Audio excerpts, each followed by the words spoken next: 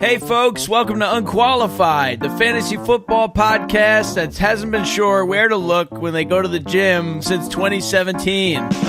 I'm your producer, Rob Diesendorf, here with Sean Brady and Scott Johnson, two fantasy football rivals that have been sabotaging each other for years, but they decided to come together to help you win your league and make your friends look like idiots. How we doing, boys? Pretty good. I usually look at my phone the whole time. When you're at the gym? Yeah, I was gonna say I haven't really considered like where I look. Like I don't now that you've put that thought in my head, I'll probably think about it. But it's never been like it's gonna mess you up. An actual thought. You know what I do? I look at my phone, and when I'm not looking at my phone, I avoid eye contact whenever possible, and I look up at the ceiling for some reason. Like if I make eye contact, I'm looking up at the ceiling like 2 seconds later. I've just been going to the gym, and it's just been really, really crowded lately. And just wait till January. It's so crowded that I have nowhere to look. Like everywhere I look, I'm making someone uncomfortable. Just wait until January with the New Year's resolutions. Like even when I think I'm looking at something that like there's nothing there, I'm still like looking directly into someone's eyes. You know, like I'm looking through like 12 machines, and then there's like some old guy like squatting from across the gym, like staring at me. It's better to look at them at the gym instead of like the locker room when they're like there's 70-year-old dudes that are butt naked with their towels on. Yeah, that's never fun. One guy tried to sell me a book when I was in the steam I remember room. that. You told us that. Or no, the sauna. It was the sauna. Yeah, he was this old guy.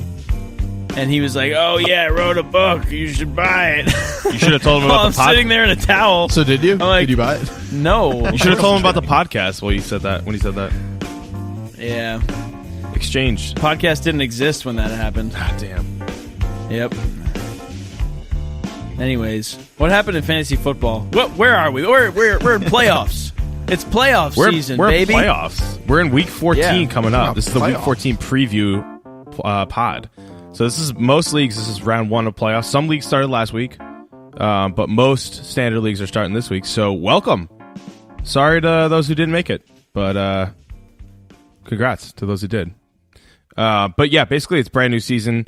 It's about getting hot at the right time. So don't bench your studs unless it's a dire situation or they've been on a huge cooler, like maybe a Jordy Nelson, DeMarco Murray, who's been very inconsistent, Kelvin Benjamin, who's been a little hurt. Continue to ride the hot hand of those guys that have gotten you to the playoffs. Robbie Anderson on the Jets, Jamal Williams on the Packers, Case Keenum on the Vikings. Those guys are what got you here. Ride the hot hand. Don't bet the studs. Yeah, it's the time of year where like basically anything can happen. All you're really looking for is a little bit of playoff magic, and hopefully we can help you find a little bit of that in this podcast. So we're going to start with a new segment, something we're trying out here for our first round of the playoffs, which is our playoff mailbag. So we're going to open up with questions from you guys, the listeners. You know, answering some of the questions that you guys are most interested in as we, start our pod, looking forward into the first week of fantasy playoffs. And we're going to start in probably the same place most of NFL media has been for the past couple weeks, and that's with the Giants. This question is from my little brother, Connor Brady, who asks, what can we expect from Sterling Shepard with Geno and, possibly Davis Webb getting time for the Giants? And obviously this is a great time to talk about the fact that this Giants situation has been so tumultuous that this question is almost irrelevant at this point, but still usable. So what I mean by that is Geno Smith and Davis Webb are no longer going to be starting or playing for the Giants. It's going to be Eli Manning back to his regular starting role. But I think the question about Sterling Shepard is still an interesting one. So Scott, what are you thinking about that? And this whole situation, just this mess that's been going on. Well, I'm a longtime Jets fan since birth. So I'll root for the Giants, but not really, I don't really care, honestly. What they did to Eli is travesty. Absolutely ridiculous. They ended that guy's streak of 210 starts in a row, which in today's day and age, as a quarterback in one of the biggest markets in the NFL, is absolutely incredible that he had that many starts in a row. He beat his brother's record, Peyton Manning's, of 200 or something. And now the 1 week he doesn't get started is the week that his coach gets fired and now he gets his starting job back. That's fucking ridiculous. That's fucking bonkers, first of all. Excuse my language, that's just ridiculous. Ben McAdoo it's warranted. He does not deserve another head coach job in the NFL. Sterling Shepard should get back to his high-end flex ways.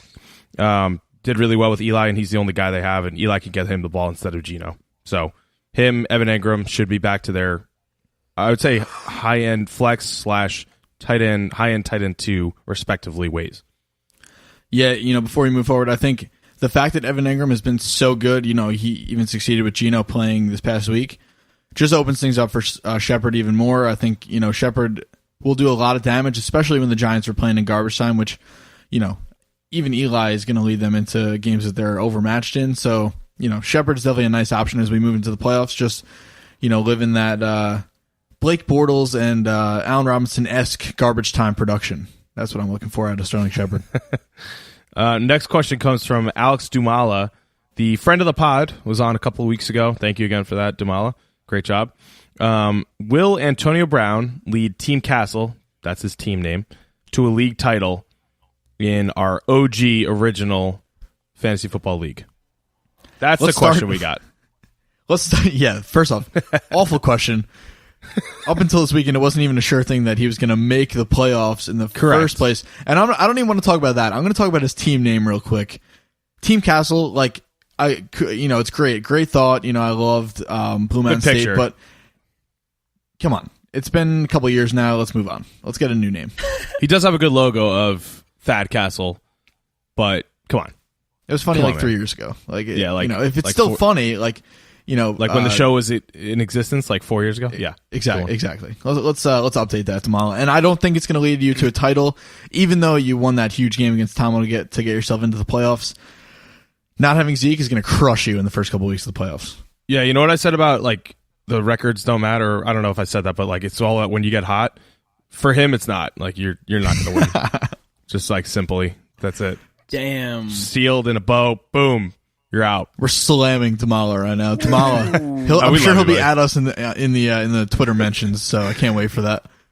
Just fire starting, Well, I mean, honestly, no, you can't win the title because that means that I can't win it, and I'm taking it home this year. So all right, that's erroneous too. But anyway, let's move on to our next question. And this one is one that it really cuts me deep. Is Kareem Hunt still reliable? From Ronan Kadosh or Kadosh. That's your friend. I wanted to get you to say that name. Ronan Kadosh.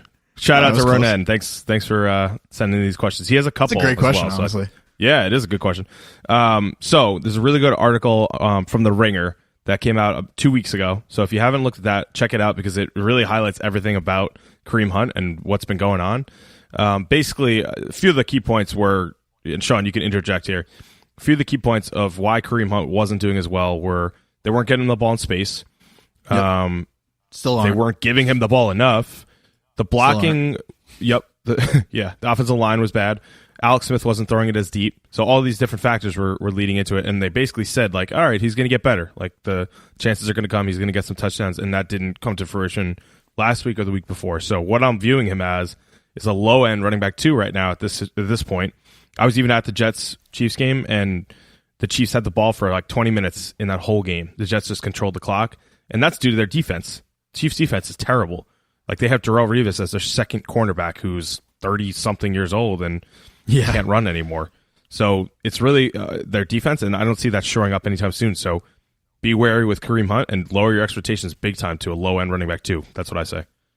Yeah, at face value, you can look at that box score and say, hey, Alex Smith put up 4 touchdowns and, 350 plus yards or whatever it was, and the Chiefs put up 31 points, but their offense still wasn't clicking. Obviously they had, all those points and all that yardage, but 2 of those drives were one-play drives where Tyreek Hill and Travis Kelce got free on long touchdowns.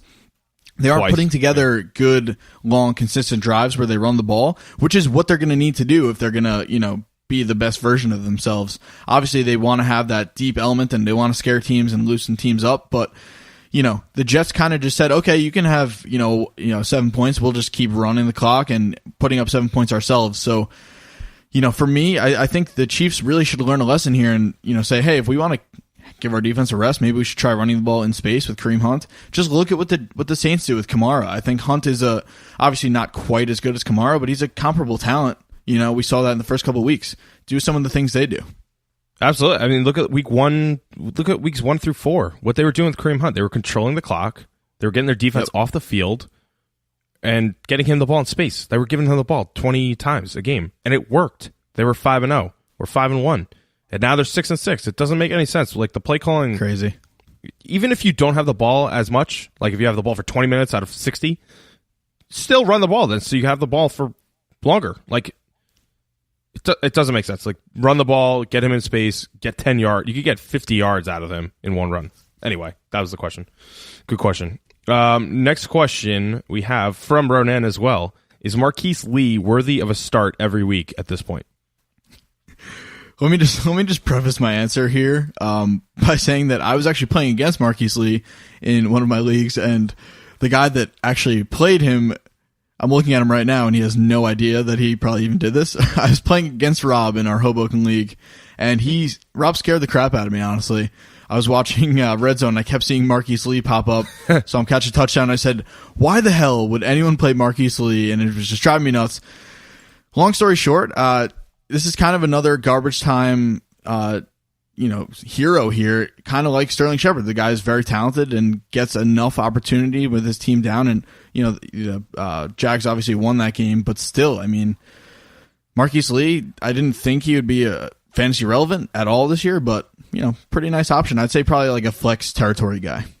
I'd just like to point out that it was me that picked up Marquise Lee on Rob's team in that league.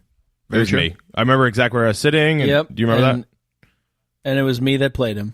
Exactly. Well, hey, that's you. That's all you, man. Good job. Kudos to you. Yep. Feel my wrath. You're welcome for putting him on your team, though. I am untethered, and my rage knows no bounds. Have you said thank you yet? Thanks, Scott.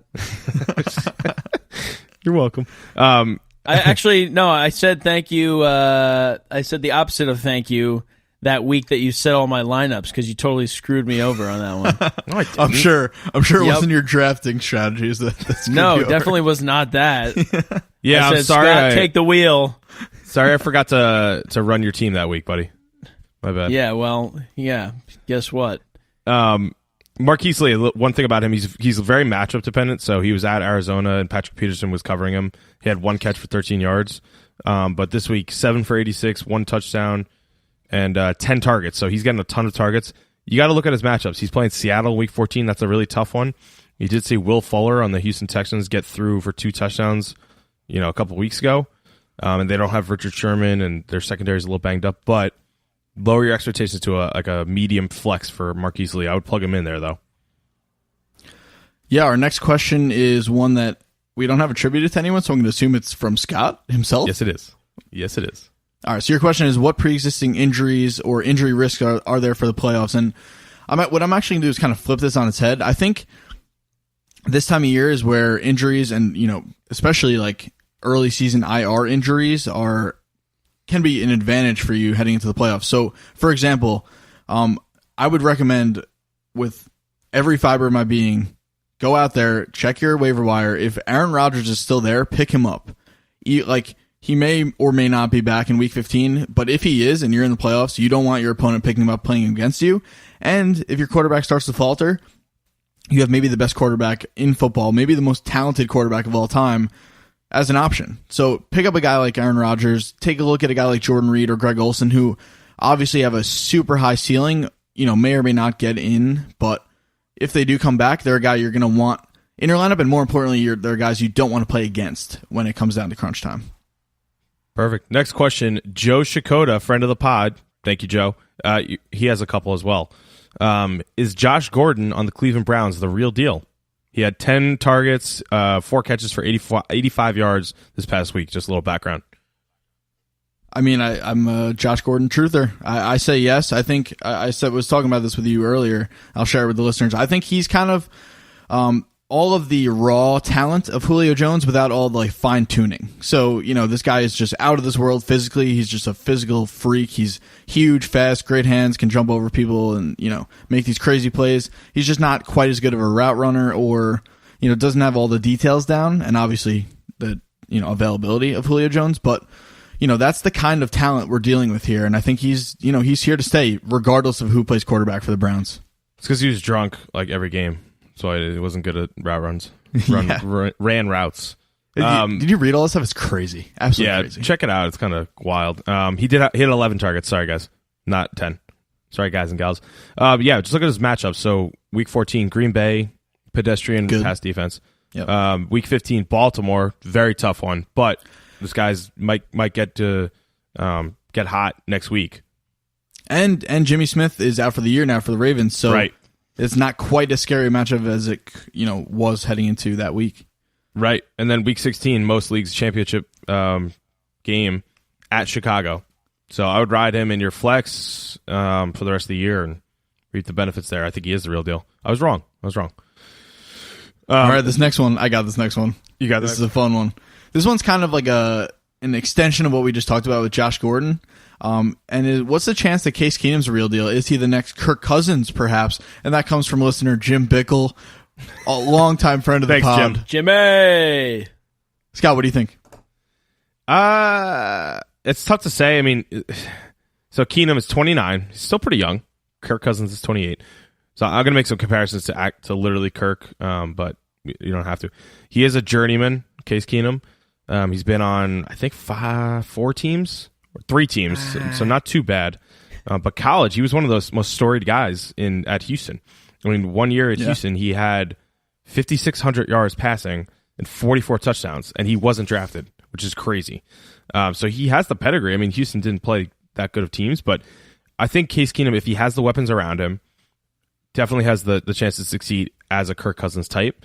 And I think this guy should be a starter in the league next year, if not at Minnesota somewhere. But he is like Kirk Cousins in the sense that he has good players around him, a good defense, a good run game. He's going to put up numbers like we're seeing. Yeah, I mean, I love Case Keenum for the rest of the year as kind of like a lower-end QB1, but a guy that you can probably rely on because he's throwing the ball to Adam Thielen, Stephon Diggs, Kyle Rudolph. Really, really good situation. A little shout-out here. I heard a story today, actually from Ronen, about one of his league mates. So, little backstory, and then we'll get to the next question. There were, I think, 7 teams that were 5-7, right? So 5 teams had playoff spots locked up, and then the last spot was up for grabs for 7 people. So it was points 4 is the tiebreaker, basically. So if you won and you had the most points 4 out of those 7, you would get into the playoffs. He said this one kid had Case Keenum playing, won, but in the points 4 category, lost by 0.1. Because Case Keenum kneeled the ball at the end and had 4 rushes for negative 1 yards. Oh, no. So a little shout out. I don't know if he's listening. I don't know if Ronen is going to listen. But you're getting shout out, Ronen, and your league mate is. We feel your pain, man. I would put Case Keenum on your shit list for the rest of the time, but that's just brutal. I can't believe that. I cannot believe that. Wow. That's heartbreaking. Yeah. Next question. It looks like our last question in the mailbag, or one of the last ones. This is from Joe Shikoda as well. Thank you again. Who will carry the ball for Green Bay and how often? So we basically got Jamal Williams as the starter for the past 2 weeks. Before that was Aaron Jones, the rookie, before he got hurt. And then Aaron Jones vultured a touchdown at the very end of the game to seal the game up back from injury. So what are we thinking? Ty Montgomery's on the IR now. Honestly, both these guys are really good. We kind of hinted at this early leading into the year. We were kind of excited about Jamal Williams in particular, in my case. And Aaron Jones very quickly, established himself as a starting caliber fantasy running back when he, has the backfield to himself. I think both these guys are definitely rosterable. I would say Jamal Williams for now is a running back too. And Jones is a guy that I probably would keep on my bench, but he could easily vault himself back into the starting discussion with just a little bit more of a, chunk of that workload. Both these guys are definitely worth the lottery tickets that, just investing in this backfield, especially because, when they run the ball, their offense and their team are not bad at all. And they're kind of just trying to hang on until Rodgers comes back. I don't know. It's kind of a wishy-washy answer, but I like both these guys. Jamal Williams for now, but, I think Jones has definitely got some potential. Yeah, I think I wouldn't play Jones next week, but if you see that the workload kind of even out a little bit more next week, and you need a desperation play at running back, I would plug him into your flex spot or running back 2 spot in week 15 if you're in the playoffs still. One last question from Joe as well. Do you start Mike Evans or anyone else from Tampa Bay? I say yes and no. So I'm not starting any other Bucks, but I will start Mike Evans just because I think it was Jameis's first game back from being injured, and they had to shake off a little bit of rust. I think Evans is clearly his guy, and I think for that reason alone, he's a guy you cannot sit. he may disappoint. It may be a little bit of a Kareem Hunt situation, but unlike Kareem Hunt, this guy has a little bit more of an excuse moving forward. I think Mike Evans is a guy you got to start. No, I'm not interested in anyone else on Tampa Bay, though. Yeah, I mean, you could make the argument if Doug Martin sits again, the running back, that you could put a spot start for Peyton Barber, who had 23 carries and did pretty well with them. True. If you need a desperation play. Mike Evans is on pace for his lowest yardage total in his career, 980 yards and only 5 touchdowns, his second lowest touchdowns. But if you look at his matchups, they're really tough. He has week 14, he has Detroit. So you look at Darius Slay, the shutdown cornerback for Detroit. He's going to be shadowing Evans probably. Week 15 is Atlanta, which is Desmond Trufant, probably shadowing him as well. And then 16 is at Carolina. They have I think a pair of rookie cornerbacks. I'm not sure their names, but they've been proven to be pretty solid this week or this year too. So I would downgrade him to like a wide receiver 2 for the rest of the year, but I think you still have to play him because his upside is pretty high. And that wraps it up for the mailbag. Guys, we're going to be doing this every week, so tweet at us your questions. You could DM us if you're too embarrassed to do it in public, and we will answer the questions on the pod. And you can be anonymous if you want. If you feel embarrassed about taking advice from other people, that's your choice. So, send us a DM, send us a tweet. All right, we got a very special segment for week 1 of the fantasy football playoffs. It's called Game Previews. Not that interesting of a title, but we do have a special guest, Andrew McCarty, recurring guest. What's going on, man? Thanks for joining. Woo woo! Hey, I just want to say it's good to be here. Good to be right next to Scott Johnson's side, so I can rub it in his face that I have now taken over the number 1 overall seed in the playoffs and kicked him out of a bye. I just want to say, what It's a great complete feeling. BS. It's not a great. It's actually. It should be a shitty feeling. If you're a good friend, it would be a shitty feeling for you, but I guess you're not. But it's such BS that happened, and now I'm 9-4, and we'll be in 3rd place probably, and don't have a bye. So it's not cool. But all three of us, sorry to exclude you here, Rob. All three of us made it out of the group of death in our league, so we're all moving on to the playoffs. That's a plus. That's a good point. Yeah. Kudos to us. Glad we're all moving on to the playoffs. Yeah, good job, Rob. You crushed it this year. You don't have to buy a fathead, though. McCarty, you looking for a job? We're trying to get rid of Scott. I am available on Monday nights. All right, perfect. Yeah, sick. All right, Scott, you're out. We're done. Okay, fine. Yeah, funny. All right, so the game preview section. Thanks again for that, Rob. You're going to be on my shit list tonight. No problem. I always am. Yeah, you always are. Sometimes it's Sean. Anyway, we're going to talk about basically we're splitting these games in week 1 of the fantasy football playoffs, week 14, into 4 sections. So we got good games, which means there's a lot going on in these games. We're going to give an overview on each of them, and then one specific thing we're looking for, and then a little would you rather or question at the end that listeners are probably interested in. So we're going to go good games that we have McCarty on, and then we got moderate, bad, and games we're unsure of, which we'll do after. But having said that, the first game we got, the Saints at the Falcons. Sean, what's the overview of this game? This game is, good game is an understatement, first off. This game might be one of the games of the year. If I had to liken this to anything, that saying where it's like if an unstoppable force met an immovable object, that old saying? This is not that saying. This is if an unstoppable force met an unstoppable force, because neither of these defenses are stopping anybody, even though they're getting cornerbacks back this week. With Desmond Trufant and Marshawn Lattimore, should be back to play for each team.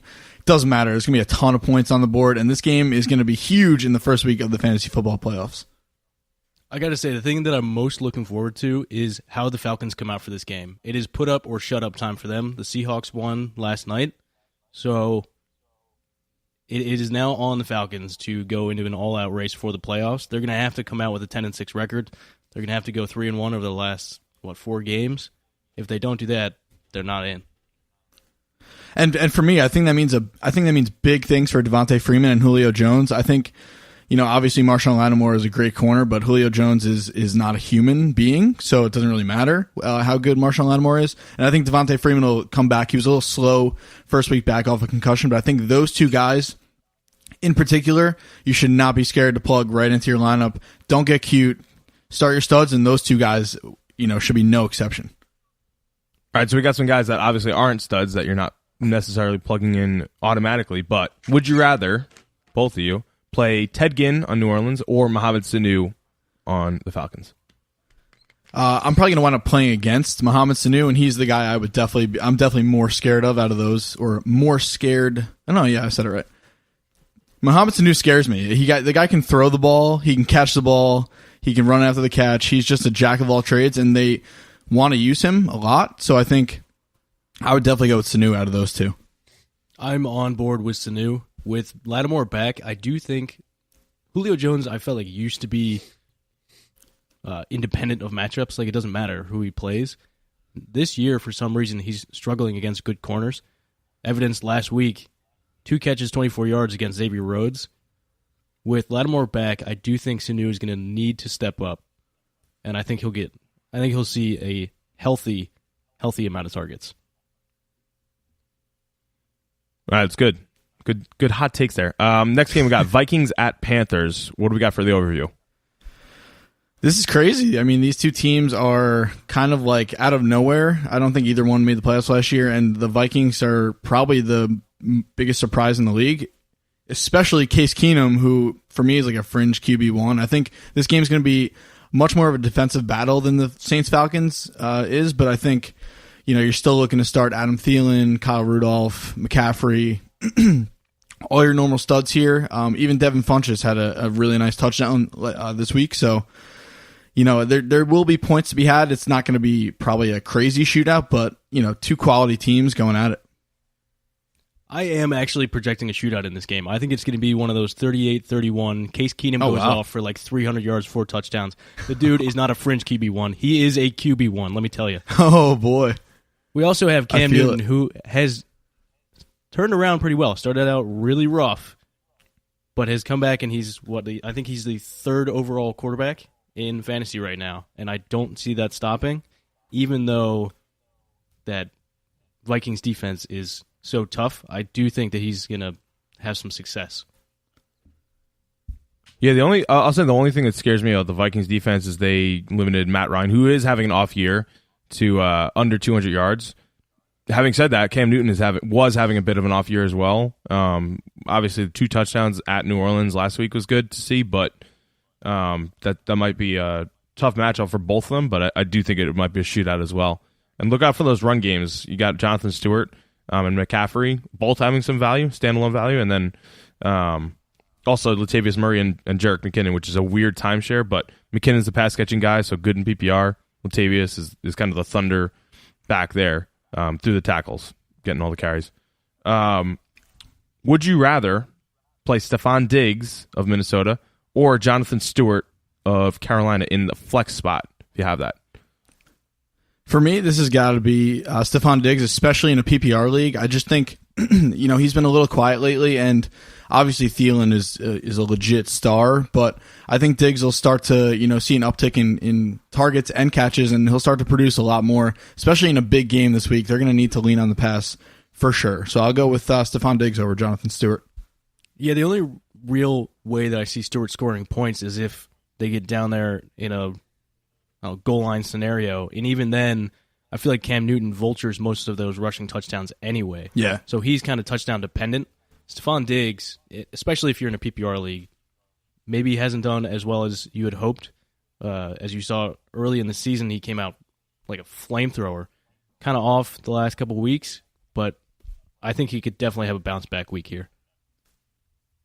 Yeah, the only thing that scares me about Diggs is like that last week at Atlanta. Was Trufant back for that week? Last week? He wasn't. He had 2 receptions for 32 yards on 5 targets. So it is Thielen's team there, but I don't know if there's that much to go to like produce 2 wide receiver 1s or 2s even. Like Thielen's number 1 guy, wide receiver 1. Diggs looks like a wide receiver 3, and the way Stewart is trending, he's getting touchdowns in the last 2 weeks, so could be another one. Yeah, before we move on, what do you guys think of Greg Olsen coming back? Like, say he plays, like, how would you handle having him on your team? And no, I'm not just asking because I do have him on my team. I was actually worried. I'm a Funchess owner, so I was worried that he was going to vulture some of Devin Funchess' targets, and he didn't really. I don't know. Feet are kind of weird. If you watch basketball, watch these guys. Joel Embiid missed 3 years because of his feet. I mean, anytime you're pushing off and you have that kind of torque on little joints, it's not great, and it's hard to recover from. I like that. We got our own male Stefania Bell in the studio today. Yes, definitely. I'll be tuning in for sure. All right, next game, Redskins at Chargers. What we got? This game is like a battle of the teams that should be better than their records, in my opinion. Like, both these teams are quality teams with very underrated quarterbacks. Kirk and Phillip Rivers are both bona fide QB1s for me, not fringe guys. I think you're starting both, regardless of, kind of like middle of the pack matchups for quarterbacks. Both these guys are so hot right now. Kirk's doing it with absolutely no help. His receivers drop everything, but it doesn't matter. He just gets it done. For me, I think the Chargers will win this game just because they're, playing a lot better than the Redskins are overall. But, the Redskins are a tough team. They're a tough team to beat. If they get some of those offensive linemen healthy again, this could be a really, really good game. And, I think pretty much every, skill position player that you normally would play here, like even Samaje Perine, Keenan Allen will probably go off, even with Josh Norman covering him. All these guys are guys you want in your lineup because this is going to be a really fun game. Yeah, the Skins have been crushed by injuries this season, which is tough because I really, really like Kirk Cousins, and I want to see him do well, but with the injuries that he's sustained this year, it's been tough. But Rivers is the story here. Dude has been a lightning rod. Sorry, Chargers. Like that pun. Good stuff. The thing I'm looking at here, Keenan Allen just set an NFL record. The last 3 games, he's had at least 10 catches, 100 yards, and a touchdown. No one else in NFL history has ever done that. The dude is a slot monster, but he's more than that. He's just a straight-up beast. Yeah, I mean, my biggest clue this year was Keenan Allen, his first touchdown, before this crazy hot streak he's been on. His first touchdown of the year was against the Denver Broncos, who at the time were playing good defense, just showing that he can be matchup proof, and then he kind of, I don't know what happened. They kind of lost their way. They lost a couple of close games. They didn't use him as much as they should. And now that they're getting back to, the strength of that offense, he just looks unstoppable. All right. Would you rather play Josh Doxson of Washington or Hunter Henry of LA in a flex spot? Oof. I would probably sit both if I had to, but you can't. You gotta pick one. I know. I have to pick one. Out of those two, I'll say Josh Doxson. I mean, the guy is a jump ball receiver. Kirk doesn't have many other places to go with the ball. So, even though he's very risky, the upside there is definitely higher than, what you get with Hunter Henry. I could not disagree more. Hunter Henry, the last 2 games, I think he's over 15 points in each game. And he's now going up against a Redskins team that is 29th in points against for tight ends in terms of fantasy points against. I think with the way that Rivers is throwing this ball, he could see at least 20 points. Wow, I've been had. I did not know those stats. Scott, break our tie for us. What do you think? That's a hot take. I'm going to go with McCarty. They're 28th, actually, against tight ends, so you're a little wrong there. Maybe study up next time. But I'm going to go with Hunter Henry. Again, over 15 points the past 2 weeks combined. He came out with a sore knee, so something to monitor as the week goes on. But 12 catches combined the last 2 weeks, over 75 yards. I'm going to go Henry. I think he's on a heater, and Rivers is too, and he's looking to Henry there. Next game, we got Eagles at Rams, which, first of all, should be one of the more entertaining games. We said that about the Saints and Rams the other week. Now it's the Eagles at the Rams, 2 of the top teams in the NFC, and it could be even like a NFC Championship game here. Preview. What do we think? Yeah, this is going to be a really fun one. I was talking to my brother who's an Eagles fan this weekend. I say, you guys have an absolutely brutal schedule coming up. They're kind of going through the NFC gauntlet right now. They played Seattle this week in a obviously tough game for them. Now they get Sean McVay, Jared Goff, and the Rams. This is going to be a very, very interesting game. I'm going to be watching this one very closely. The matchup of those, top 2 quarterbacks taken 2 years ago. I don't know. I honestly couldn't tell you which way this game's going to go. I think the Eagles are going to be probably gassed from playing Seattle, and the Rams had a relatively easy time this weekend. I don't know. I think fantasy point wise, you're firing up all these guys: Goff, Gurley, even Watkins and Kupp. I would lean towards playing those guys. The only question mark for me is the Eagles running backs, but fantasy wise, it's gonna be a great game. Real game wise, I have no idea how it's gonna go. It's gonna be really fun. Yeah, the Eagles get an extended West Coast trip here after playing Seattle. They go down to L.A. I don't know. I really don't know how this game is going to go. I think Goff is a top 10 quarterback. I think he's top 10 no matter who he plays against. He's the 7th quarterback this year. I said this last time I was on the pod. Whenever a team scores a ton of points, the quarterback is usually behind some of those points, and he is putting up some stats. So I think him with maybe the addition of Robert Woods, who might be coming off of injury for this game, it's gonna be tough. I would like to see Philly come back with a little more mojo than they had against the Seahawks, though. Yeah, and this is one of those things real quick. Before, you don't see it coming, but since they have such a good offensive coach, just everything looks great for this team. What the Rams do is honestly fascinating to me. They get up to the line really quick. Sean McVay calls an audible or doesn't before the communication mic gets cut off. So he's almost kind of playing quarterback for them, and then Jared Goff just goes out there and executes it to a T. Really fascinating what they do, and they're just unstoppable. I think the Eagles D is pretty good, but I think this game is going to be just a shootout. Really quick, pretty cool. The first and second overall pick from last year are playing each other. Jared Goff was first overall. Carson Wentz was second overall. Or 2 years ago, sorry. Pretty cool matchup. We'll see who got the better end of the stick there. Would you rather? I actually got a "Do you think" question here, not a "Would you rather." Little keep you on your toes here, guys. Do you think Jay Ajayi and LeGarrette Blount of Philadelphia will combine for more points than Todd Gurley of LA? I don't think so. I think Todd Gurley is an absolute stud, and I think the Eagles have shown that if the running game's not there, they're just going to throw it. I think Todd Gurley will outscore those two combined for sure. Oh, that take is too hot. They can't handle it. The fuzz are after us. Oh my God, it's my fucking fantasy football results driving by. Nice one. That was a good one, Rob, because you suck. I get it. Yeah. Sorry, okay, that was too much. That was too far. All right, let me say this. Not to play devil's advocate here, but I'm kind of playing devil's advocate here. I'm going to go with Ajayi and Blount.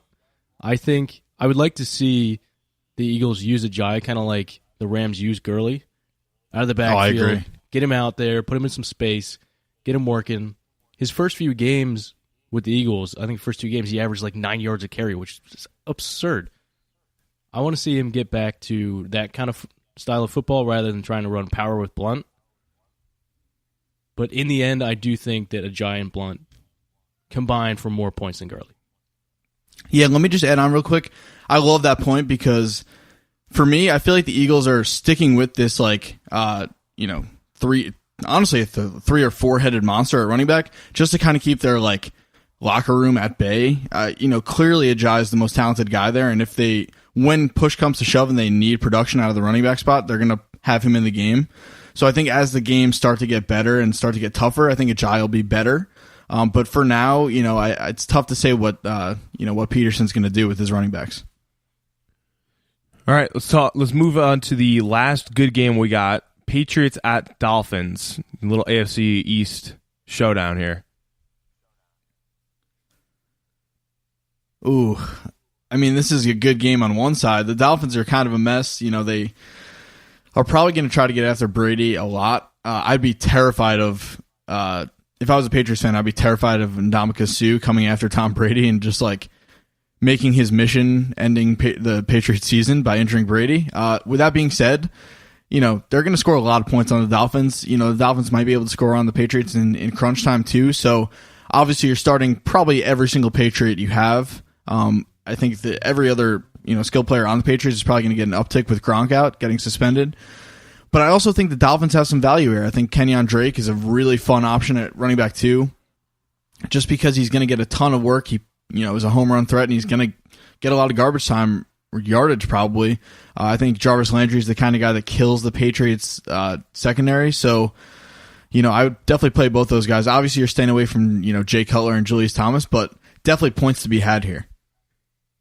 Yeah, I feel like this is the kind of game that the Patriots go down and lose to a division opponent that they're not supposed to. Yeah. I mean, it happens. It feels like it happens every year, but it feels like it shouldn't happen because the Patriots usually have things buttoned up so well. But it does feel like every year they have one of these games that they drop. And with Gronk out, I know people don't think it's a big deal. I think people underestimate how much Gronk changes a game. And I know that they're undefeated when he's not on the field, but still, to me, right now, it feels like the Dolphins are fielding a pretty solid offense. After the start of the season, they looked anemic, but now they're kind of back, and Cutler looks somewhat legit. I think he's getting Kenny Stills the ball down the field, which is great. I think Drake has been a wonder for them since Damian Williams got injured last week. I think it's going to be closer than people think. I have a question for Scott specifically. Scott, is this the game where Devontae Parker goes off for 30-plus points and ropes you in for another year of ownership? I think it might be. No. What did we call him? He's number one on the what list? It's like the hypothetical. The hypothetical fantasy star list? Yeah, he's still number one, which means he might have one of those games like coming up, and it just reels you in again, like you said, but I tend to think he's more apt to get one catch for 5 yards like he has the past 2 weeks each. Literally one catch for 5 yards. So, yeah, bench him. Just bench him. Don't do it to yourself. Actually, this is what you should do. You should do the same thing I do with Emmanuel Sanders. You should pick him up, put him square on your bench, and never, ever play him. So no one else has him to play against you because that's when he's going off. Same thing with Devontae Parker. Just stash him and just stare at his ass. Sorry, that sounded weird. Stare at him on your bench. Stare at that ass on your spiteful. Bench. I love the spite. Stare at his ass He did all say day. Yeah, don't stare at his ass. Oh, I mean, you know what I meant, kind of. All right, would you rather? It's all right if you want to do that. No, I don't. Would you rather be forced to play Julius Thomas with Gronk on your bench, or be forced to play Jay Cutler with Tom Brady on your bench? So this is like someone like forcing you to do this, like some big guy that's like gonna punch you in the face if you don't play those guys. And this is under the assumption that Gronk isn't suspended, but you get the point. Just because tight end is such a lower stakes position compared to quarterback, I would be forced to play Julius Thomas with Gronk on my bench. As good as Gronk is, like the Jay Cutler possibility of throwing getting -4 fantasy points is very real. So I would go with the Julius Thomas option. I'm gonna go with the opposite one again. Watching Gronk I have had Gronk almost every season that I've been playing fantasy. And I can't imagine not having him on my team. He's so good every week, and Julius Thomas is so bad that I can't take it. And I do think Jay Cutler's good for the one game where he goes for 400 yards and 3 touchdowns, who looks like it shows you the potential that he does have as a quarterback, and then never brings that out again. Couldn't agree more. I think Cutler's on the hypothetical star list too. He definitely. And Julius Thomas, actually. He's the starting QB of that team. Mm-hmm. Well, that does it for the good game previews. McCarty, thanks for being on, man. Recurring guest. Hey, it's good to be on. It's good to be on one more time. I am the number 1 seed. I took it from Scott. Thank you. Kidding me. That's what you're going to end this section with? That's cold. We'll see how it shakes out in the playoffs. All right, thank you again to McCarty for the good games preview. Let's go into moderate games, Sean. Just you and me. Mano y mano. Oh, baby. Oh, baby. All right, so I'll name the games. You give a little overview, and then we'll move on. Go through these quick because they're not as good, obviously. Bears at Bengals. This is the first moderate game we have in Week 14. Oh, man, these teams are very uninspiring to me. I probably won't watch this game at all, if possible. And... outside of Jordan Howard and, who's a starter, obviously, for me, and obviously AJ Green, who's a wide receiver 1, I'm not feeling great about any other options, including, Tariq Cohen and, whoever's running the ball for the Cincinnati Bengals. I feel like there's a lot of garbage out there. I would stick with the studs here and not go crazy for the other guys. This might be a pretty ugly game, too. The defenses are pretty physical. Yeah, one guy to look out for is Dontrell Inman. He only had 2 targets last week, but he got a touchdown. And the last 4 weeks, PPR-wise, he's had over 10 points in every week but one. So he could be a sneaky, like, low-end flex guy in a deeper league. Dontrell Inman, the Chicago wide receiver. Other than that, be on the lookout for Joe Mixon. He got hurt in the Monday night game with head and shoulder injuries. But yeah, it's a pretty ugly game. Next game, Raiders at Chiefs. Okay, so this game is also, two relatively bad teams. For me, though, this one's an interesting one. One's kind of like that the first episode of Shameless where they have the fire in the snow and it's just like all these poor people looking around watching the fire, and it's kind of like you can't look away. It's going to be a really interesting game. I think. Great show. I think there's going to be some fantasy value to be had here. I think on the Raiders side, I think Marshawn Lynch has kind of established himself as like the best part of that Raiders offense. I think you could look at Derek Carr as a low end QB1. Just the problem with that is that his options haven't been there, and Amari Cooper's still hurt. Michael Crabtree is still going to be suspended. So outside of Lynch, maybe nothing definite there, but Carr is worth a look. And then on the Chiefs side, they just lit up the Jets defense. We talked a lot about how they didn't control the clock and all that, but Tyreek Hill is still a guy that you should be starting. Travis Kelce is still a top 3 tight end, and Kareem Hunt, still is a startable guy. Obviously, he's more matchup dependent now, and if you have a better option, go with it. But he's still a guy that has the potential to go off on your bench, and Alex Smith too, is playing well. So I like the Chiefs against the Raiders defense, and I kind of like Marshawn Lynch against the Chiefs defense. I think this is going to be a pretty interesting game. 2 guys to be on the lookout for on the Raiders are Cordarrelle Patterson and Johnny Holton, the 2 wide receivers that basically replaced Crabtree and Cooper in the lineup. Johnny Holton had 7 targets, so if you need like a desperation play, maybe pick him up. If Cooper is forced to miss the rest of the season or Crabtree gets in more trouble, I think Holton might be the guy with 7 targets. Patterson got 4 targets, 4 catches, 97 yards, so not bad past 3 weeks as well. But again, speculative ads. Next game, we got Lions at Buccaneers. Oh, God, I don't like watching either of these 2 teams. I'm not going to say much about it. I will amend what I said about the Bucs earlier when I said Mike Evans is the only guy you want to start.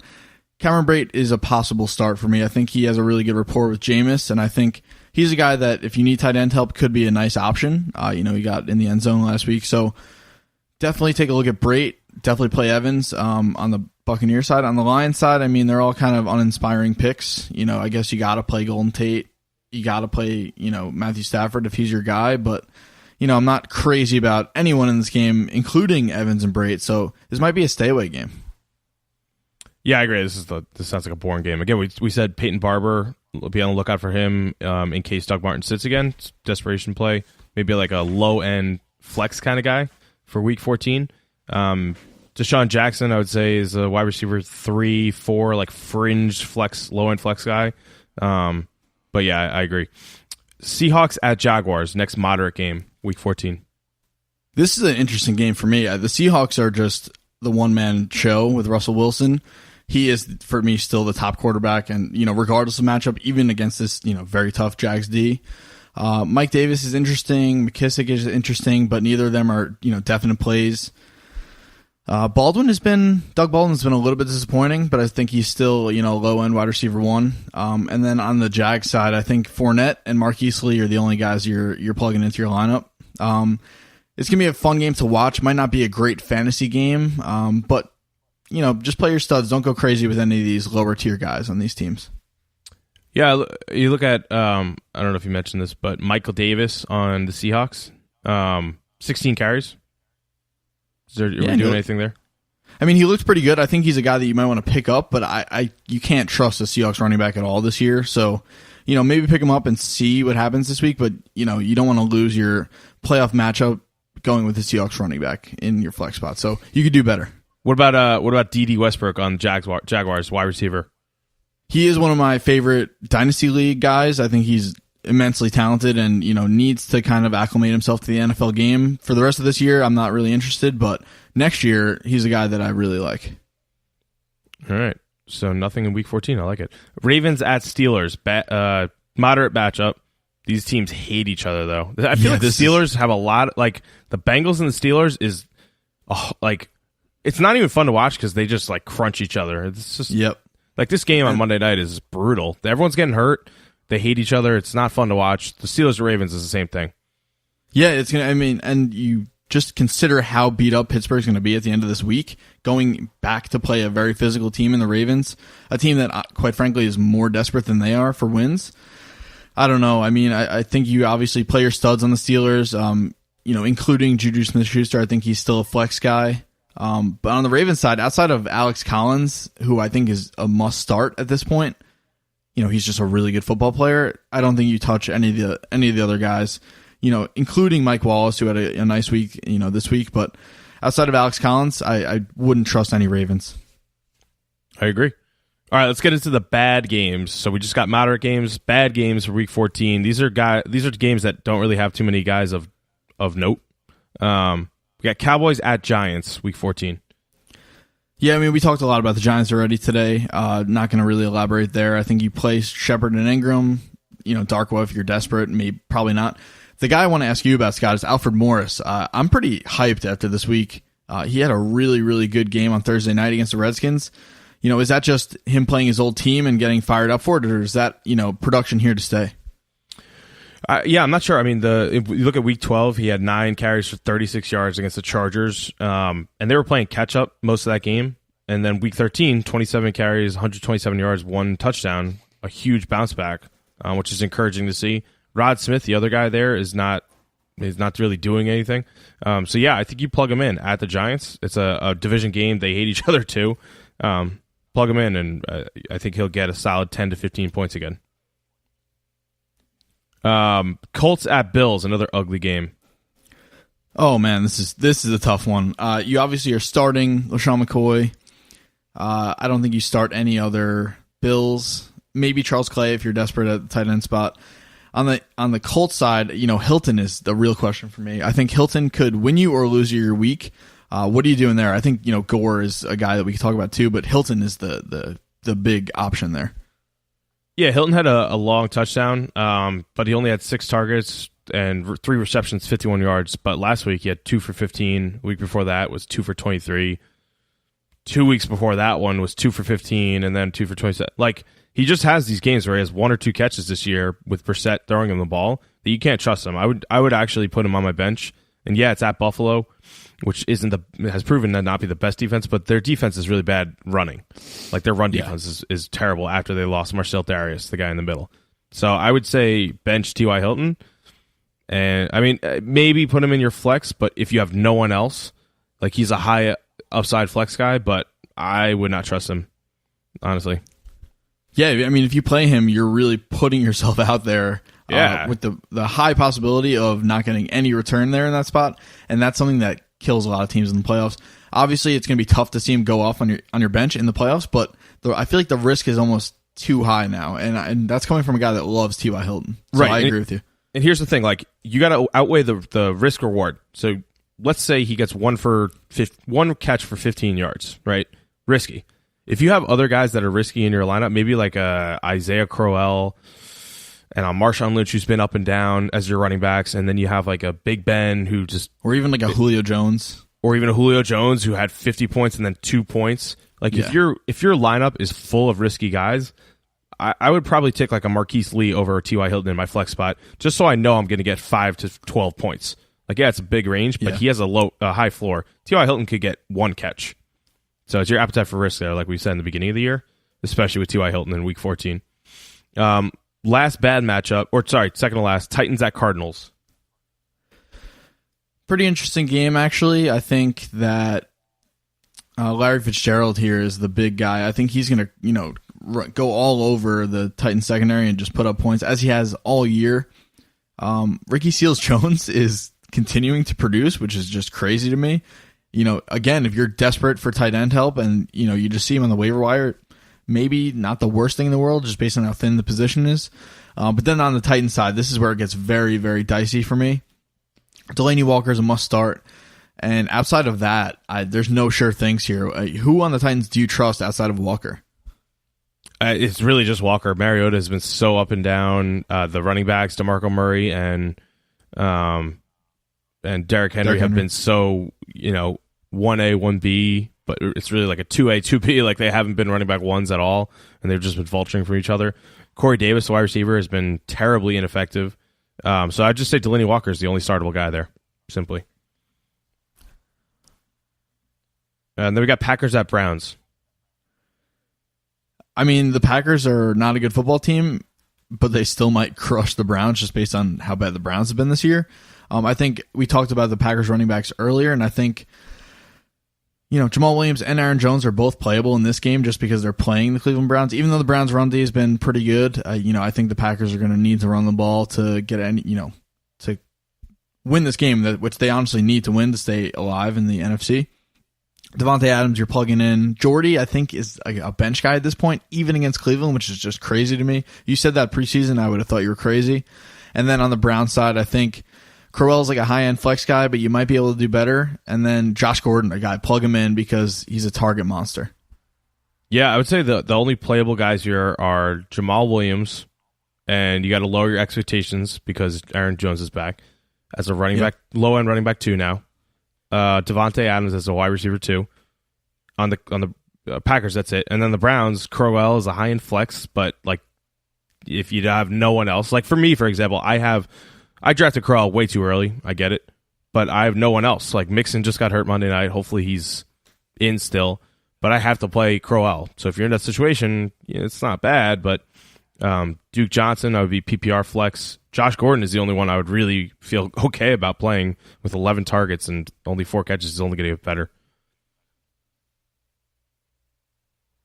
And then games we're unsure of. The last category, we got 2 games. Jets at Broncos. Is it possible the Jets are going to blow them out? Just yes, as a Jets fan? It is entirely possible. And probable. I think it's going to happen. I mean, another thing that if I said early in the year, I would have thought I was crazy. I think Robbie Anderson is like a borderline wide receiver 1, even against the Broncos cornerback tandem. And I think, Jermaine Kearse is a flex starter as well. I think he's been out of this world the last 2 weeks. He has a great rapport with McCown. Both these guys are starters at the wide receiver spot. And McCown might even be a start as well. I think he's a guy that you should consider, if you're still reeling from like an Aaron Rodgers or Deshaun Watson injury. The running backs, I'd probably stay away because there's too many cooks in the kitchen, but start your Jets wide receivers, possibly start McCown. I think this is a game where we see how good this Jets team really is. Yeah, they're scrappy. I mean, at Broncos is tough, but I would look at the kicker, Chandler Catanzaro, the thin air up there. That could be a streamer if you have like a shitty kicker. I honestly, like, no one on the Broncos really excites me, and especially not Emmanuel Sanders. Fuck you. You're going on my bench on the last possible spot on my bench, so you can't hurt me when other people are playing you against me, and I will never ever play you ever again. That's how you know the hate is real. If the guy rosters you just so that you can't be in anyone's line. That's literally all I'm doing with him. I am never going to play him ever again in my life, but I might have him on most of my teams, so I can just stare at his stupid little face, his grin on my bench. That's incredible. Yeah, you get benched by me every week, Sanders. I don't care how good of a football player you are. Last game we're unsure of, 49ers at Texans. This is a very fun game. I think Jimmy Garoppolo is a really, really good NFL quarterback right now. He doesn't have the weapons around him at this point to be a fantasy option. Maybe pick him up just as a speculative ad for late in the year. But I think he does help the rest of the guys around him. I think Carlos Hyde is still running back 2.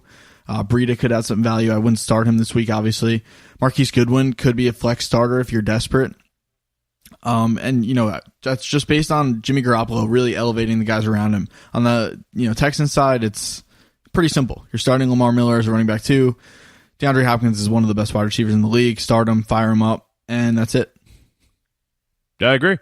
Those are our game previews. If you have any questions about those, specific questions, tweet at us, let us know.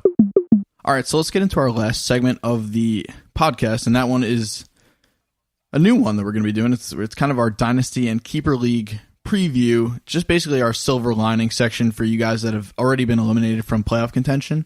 And there's still a lot to learn and a lot to play for in the next couple weeks in the fantasy season.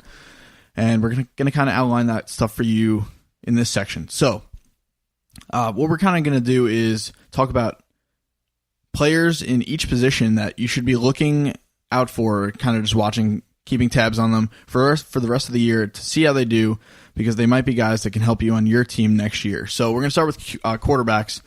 And basically, it's a lot of this section is going to be guys that showed a little bit of promise this year. I don't think anyone in the league showed as much promise as Deshaun Watson. This is a guy that you want to keep tabs on, this guy in the offseason, because this guy is a guy that has Russell Wilson-esque ceiling. He could win you your league if he could stay healthy. Jacoby Brissett could be a fantasy starter if, Andrew Luck continues to, be injured, for lack of a better term. And, if Jacoby Brissett gets moved elsewhere, could be an interesting option. And this guy's my guy, Jimmy Garoppolo. Watch him the rest of this year and just salivate at the possibilities for the San Francisco offense. All three of these guys are guys that I think can have a big fantasy impact next year. Scott, what do you think about these? Basically, any quarterback you think we should be watching? Watch Deshaun Watson's injury. Make sure he's good to go for next year. He should be good for the start of next year, and he'll probably be a high draft pick. Maybe it's hard to speculate, but maybe like round 3 or 4, like where Aaron Rodgers went this year. And I kind of agree with that almost. If he comes back healthy, Jacoby Brissett, I feel like he'll be out of Indianapolis and will be somewhere else. Maybe like the Browns or some team like that needs a quarterback. Maybe if Kirk Cousins on the Redskins leaves, then maybe Brissett will go to the Redskins. You never know, but speculation there. If he has talent around him, he could be a fringe QB2, maybe in like a 2 QB league. Jimmy Garoppolo, same thing as Brissett. Watch him the next 4 games, see how he uses his weapons. He'll have Pierre Garçon back. Hopefully they draft another wide receiver, and he'll have some more weapons. And then one other guy, be on the lookout for, A.J. McCarron. You never know. He's the Bengals' backup, but there was some speculation that the Browns were trying to trade for him, and then that fell through. So he could land up on a team as a potential starter as well. Yo, hold on one sec. My Skype is like bugging out on me. I can't keep up. Also, yeah, you weren't that bad. What's bugging out? You mind if we restart this? Oh, okay. Yeah, should I stop recording? I'm gonna leave and come back in. What do you think, Rob? Are you there? Keep it going. No, let's just leave it. I'm gonna leave and come back in. Yeah.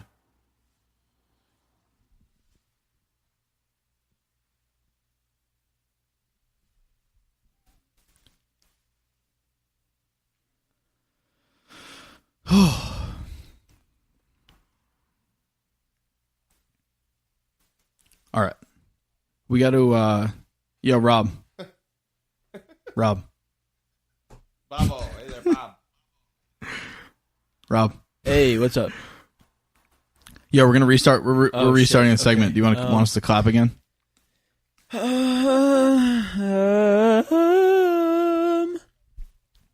just started talking and I didn't know what I was trying to say. Okay.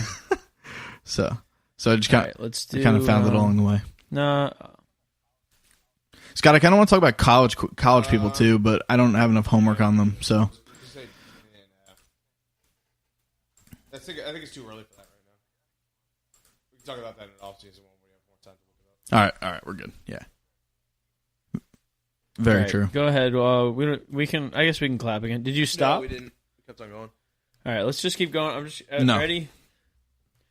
5, 4, 3, 2, 1.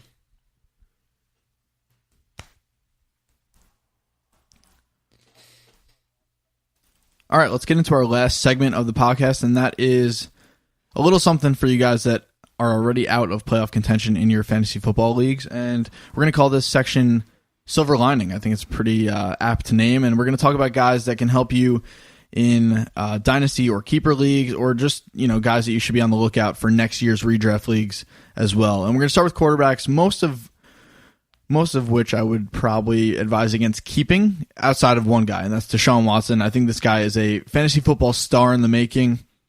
You want to keep tabs on his recovery from his injury, but I think if you were lucky enough to pick him up off waivers or draft him late, he's a guy you're almost definitely keeping, and he's someone that, if you're in a redraft league, you're going to really want on your team next year. And then kind of in that same class, I think Jimmy Garoppolo, I think this guy has, QB1 fantasy football potential. As soon as he gets some weapons around him, he's a guy you're going to want to draft. So, he's a guy that you could probably pick up off the waivers right now and just keep for, late round value. Scott, what do you think about quarterbacks? Yeah, you should be two looking others. out for You said everything needs next to be year said and about beyond. Watson and Garoppolo. Those guys are going to be really fun to watch next year and moving forward. Look like mainstays. Two other guys, Jacoby Brissett on the Colts, could find himself in another team next year as a starter. And maybe Andrew Luck doesn't come back or leaves as well. Maybe they'll keep him. You never know. But if he has talent around him, he could be a good second quarterback in a 2 QB league. Maybe like a backup guy, 10 to 15 points a week. And then A.J. McCarron on the Bengals backup. There was some speculation that the Browns were trying to trade for him, and that fell through right before the deadline. So he could find himself starting for some team down the line. Maybe even Andy Dalton. I don't know what his contract looks like, but maybe Dalton gets replaced by McCarron. And at that point, McCarron will probably get, the same stats as Dalton, if not better. Yeah, definitely. And I think it's a very real possibility that we see A.J. McCarron on the Browns because they're just crazy about him for some reason. Did you see that pregame thing with Hugh Jackson? It was he ran up probably to him and they butchered the trade hug. It was weird for him. Yeah.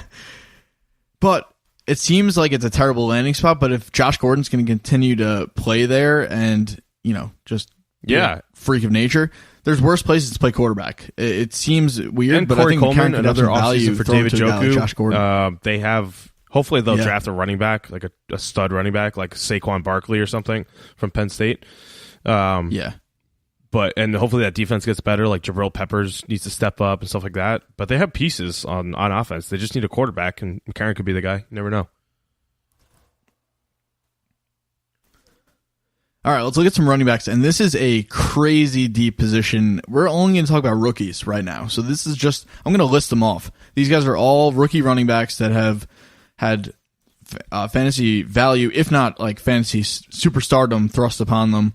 And I'm just going to list them off, and then we'll talk about them after. Alvin Kamara, Dalvin Cook, don't forget, he got hurt early in the year, but was really promising for the Vikings. Kareem Hunt, Aaron Jones, Samaje Perine, Christian McCaffrey, Leonard Fournette, and I'm sure I'm missing one or two others. Outside of, I think, Kamara and Cook, I think Leonard Fournette top could be two. in there Who too, do you like here, Scott? as a top three, but I personally really like Aaron Jones. I think that Ty Montgomery is very one-dimensional as a runner, and is basically the pass-catching back there. He should be the third down back. But honestly, Aaron Jones is the guy that excites me the most in terms of upside. You look at the team around him. He has Aaron Rodgers throwing it. He has Devontae Adams catching it. Their defense is okay, but once they have Rodgers back next year, that's going to be a team to look out for. And Aaron Jones could be spearheading that backfield. Kareem Hunt, he really fell off the face of the earth here, and hopefully they figure it out in the offseason, which is what I'm not expecting them to figure it out the rest of this year.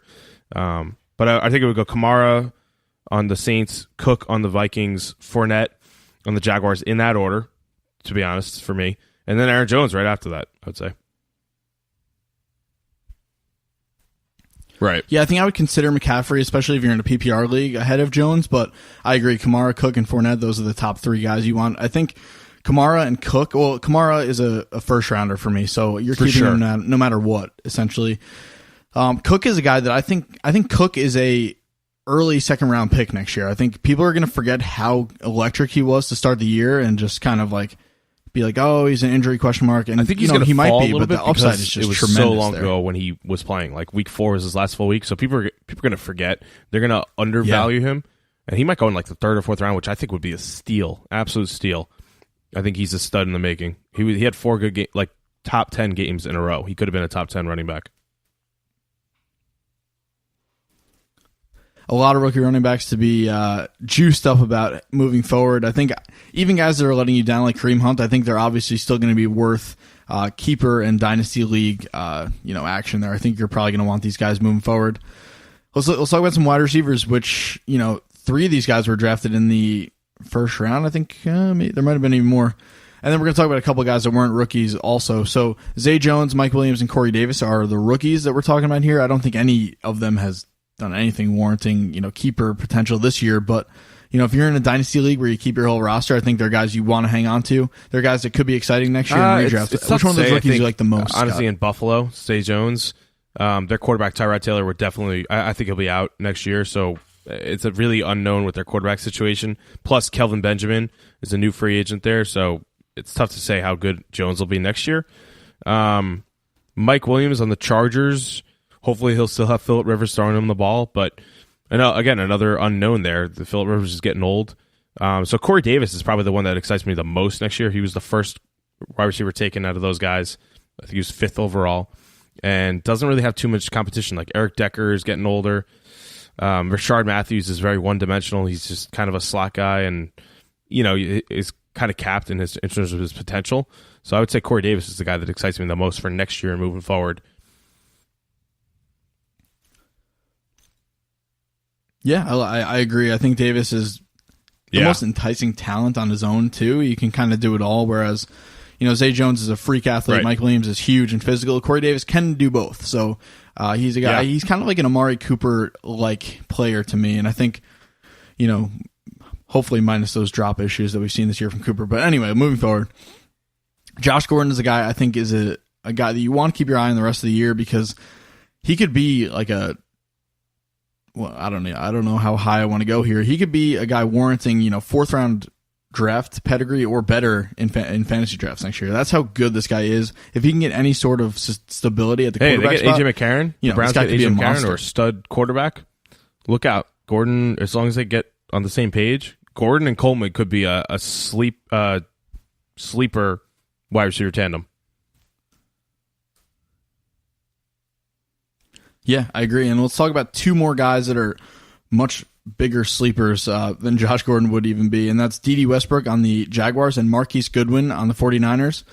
Westbrook I like on talent alone, but I think Goodwin is kind of a nice blend of just athleticism and playing with a new Marquise franchise Goodwin quarterback. What do you think of these two The guys? only problem is the reason he's doing so well the last 4 weeks is because Pierre Garçon, the other wide receiver there, has been out. So you look at his last 4 weeks, week 9, 10, 12, and 13, their bye was week 11. 2 catches for 68 yards, 1 for 83 and a touchdown week 10, then 4 for 78, then 8 for 99. So he's getting better each week. So he excites me the rest of this year. And I think he could be a solid wide receiver 2 deep threat guy with Jimmy Garoppolo throwing it. Looks like they have really good efficiency. 8 targets, 8 catches there, week 13. So I like Goodwin a lot. Yeah, it's always good to see a guy develop an instant, connection with his quarterback. So I like Goodwin as well. Let's talk about some tight ends. I'm going to lead this with Zach Ertz because I think he kind of vaulted himself into the stratosphere with Travis Kelce, Rob Gronkowski, and those top tier guys. Jimmy Graham as well. Zach Ertz is a guy that's a young tight end that really broke out this year. I think he, obviously got hurt this week. Hopefully he's back for the rest of the year, but this is a guy that you're going to want on your team because tight end is such a thin spot and he's so good. Zach Ertz, great call by Scott. I said Travis Kelce would be the first year. overall tight end, which he has been so far. Gronk has been 2, and then Ertz has been 3. Yeah, because Ertz missed a game. So I think Ertz next year will be maybe not even better, but hopefully eclipses 100 yards in a game here and there because he hasn't really done that yet. But nothing to complain about with Ertz so far. He's like a wide receiver there. Yeah. Yeah, and then 3 rookie tight ends to add to Ertz here in this discussion. Evan Engram, OJ Howard, David for Njoku. next year, which one of those guys do you moving like forward? the most, I would Scott? say actually David Njoku. To be honest, I think Evan Engram, we've seen his what he can really do, but I don't think he's going to get much better. He's had a fantastic rookie year. OJ Howard has been really up and down, but they still have Cameron Brate, and there's still so many unknowns there in terms of their pass catchers. So David Njoku on the Cleveland Browns, if they shore that quarterback position up, maybe again AJ McCarron or Jacoby Brissett in the offseason as a free agent, or even someone they draft. I think David Njoku, once he figures out the drops and everything, could have some sneaky value there moving forward. So in terms of defenses, I think that's the next one we're looking at. There's 2 defenses that we should really look at. The Ravens and the Jaguars have been 2 of the best defenses in fantasy this year. What do we think for those 2 next year? I think the Jaguars are here to stay.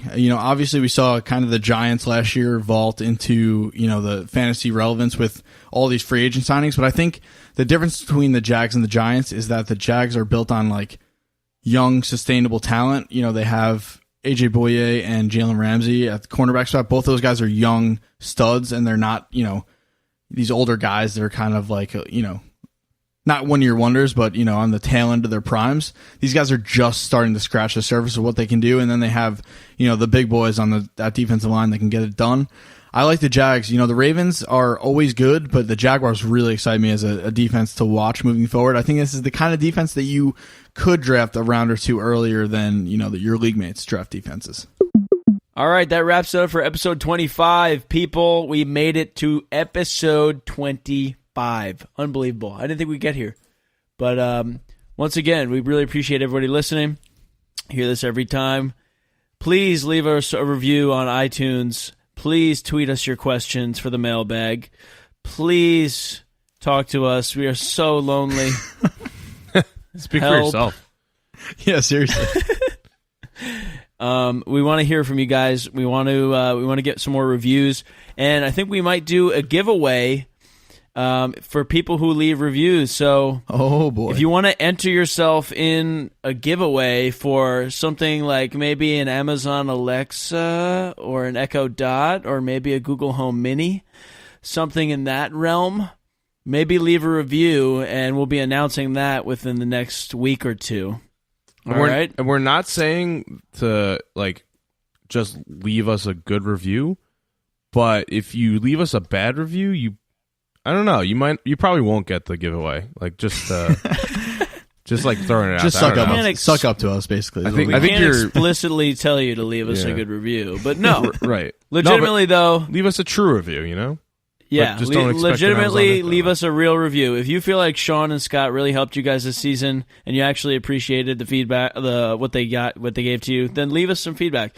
And even if you didn't, leave us some feedback and tell us what you think we could do better. Yeah, and hopefully you bought your own Amazon thing on Black Friday, because you definitely won't be getting one from us. Yeah. Just kidding. Hey, everybody, good luck in week 2 or week 1 of the fantasy playoffs. Hopefully we'll be talking to you in week 2, previewing stuff that still matters to you. That's our goal here, is to get you guys as far as possible in your fantasy leagues so that you can reach that end goal we talk about every single week, making your friends look like idiots. Well, see you later. See you later.